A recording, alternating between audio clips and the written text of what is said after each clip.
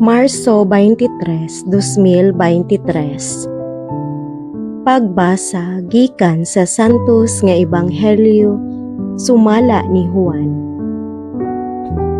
Si Jesus miingon ngadto sa mga Hudeyo, "Kun magsaksi ako mahitungod sa akong kaugalingon, ayaw tuuhi ang akong isulti, apan may lain nga nagsaksi mahitungod kanako. Ug nasayod ako nga tinuod ang iyang gisulti bahin kanako.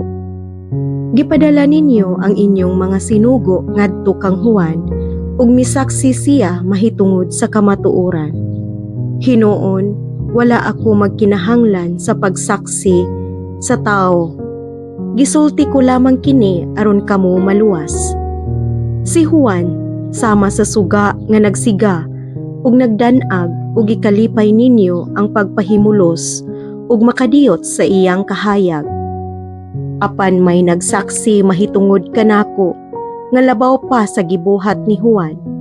Ang mga buhat nga gipabuhat kanako sa akong amahan mao ang nagsaksi mahitungod kanako nga gipadala ako sa amahan.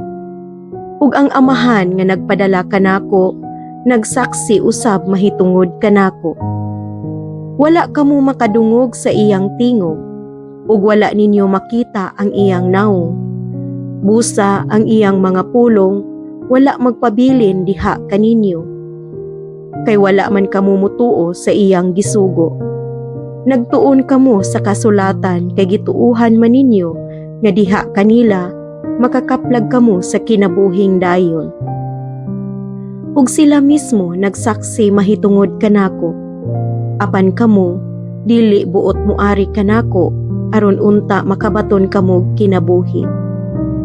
Wala ako magkinahanglan nga daygon sa mga tao. Apan ako nasayod kaninyo. Nasayod ako nga wala kamo mahigugma sa Dios. Mianhi ako sa ngalan sa akong amahan, apan wala ako ninyo dawata.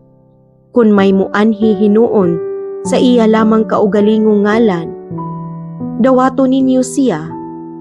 Gusto kamo nga daygon sa inyong isig katao, apan wala kamo maninguha nga daygon sa bugtong Dios.